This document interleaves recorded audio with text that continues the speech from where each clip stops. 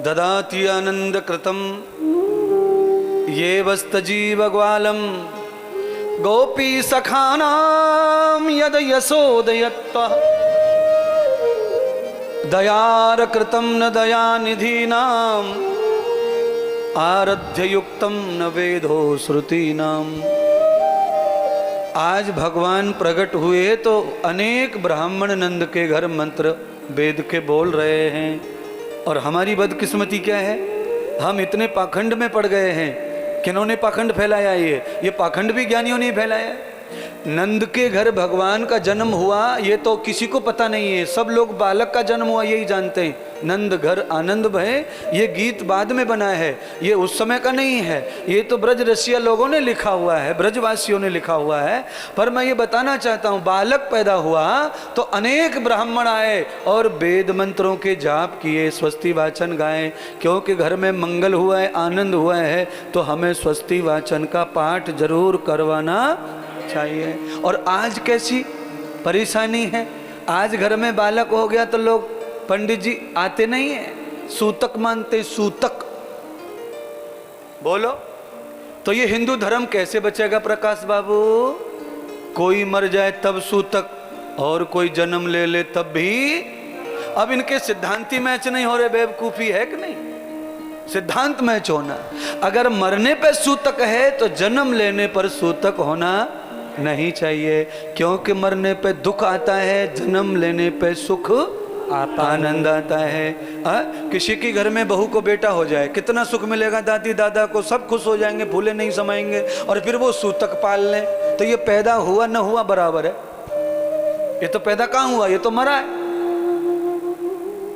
इसीलिए घर में बालक जन्म लेवे तो ढोल बजवाओ, मंत्र बजवाओ, आचार्य बुलाओ, बड़े बड़े विद्वान बुलाओ, और स्वस्ति वाचन का पाठ कराकर आए हुए बालक को भगवान से जोड़ के रखो, क्योंकि वो भगवान से जुड़ा था, अचानक सृष्टि में अवतरित हुआ तो उसका कनेक्शन टूट गया है।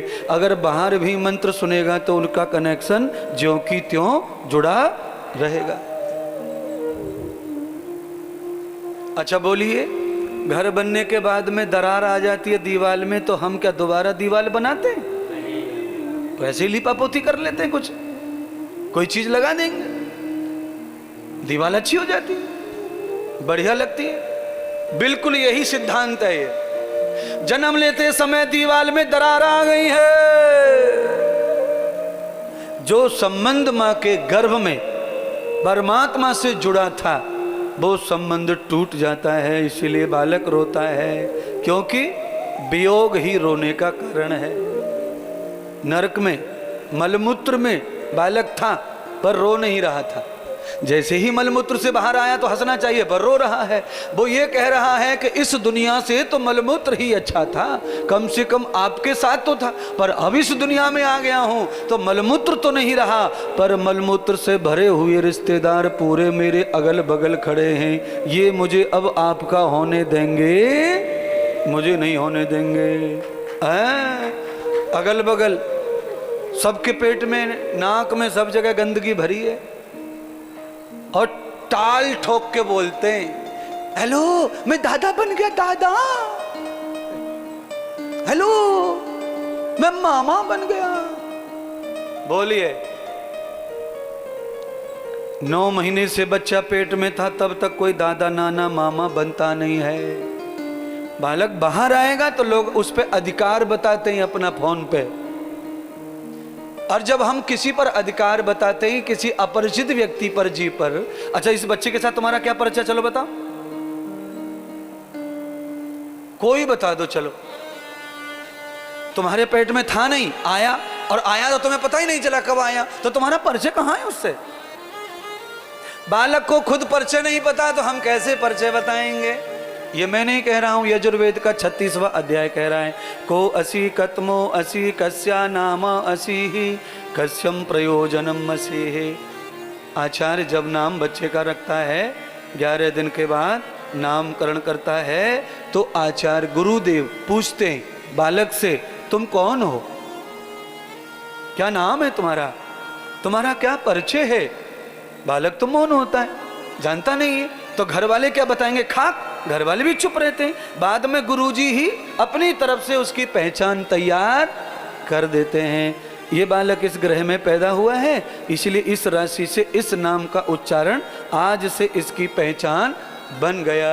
अब बताओ, जन्म के बाद पहचान देने वाला कौन होता है शरीर की, इंसान की? गुरुदेव, आचार्य, विद्वान। और हम अपनी पहचान जो स्वयं बनाते हैं, वो पहचान आदमी की कर्म फल है। जन्म फल की पहचान गुरुदेव बनाते हैं। बच्चा कैसे पहचान बताएगा? बच्चे के माँ बाप कैसे बताएंगे पहचान? किसी को कुछ पता ही नहीं है, सब मौन है। इसीलिए पंडित जी को बुलाया है, बच्चे का नाम रखो, बच्चे का नाम रखो। क्योंकि नगर पालिका में नाम लिखवाना है, ग्राम पंचायत में लिखवाना है, बाद में स्कूल में लिखवाना है। नाम होना, पहचान होना, परिचय होना, आधार होना, लिंक होना संसार से।